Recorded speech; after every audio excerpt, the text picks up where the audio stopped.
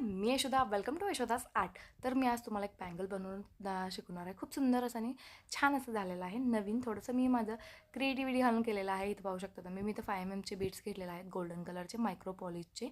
तर बघा इथं मी 30mm वायरमध्ये हा असं वाऊन घेतलेला आहे.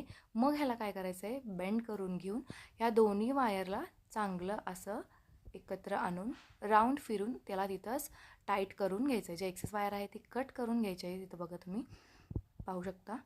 तर आता इथं याच्यामध्ये एक क्रिस्टल टाकून घ्यायचं आहे. 6mm मरून कलरचं क्रिस्टल घेतलेलं आहे.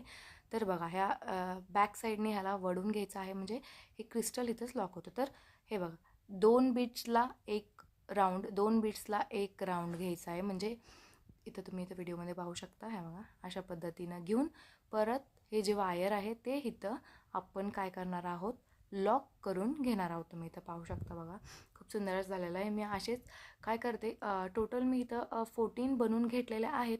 तुमच्या साईजचं प्रमाणे तुम्ही जास्त कमी बनवून घेऊ शकता.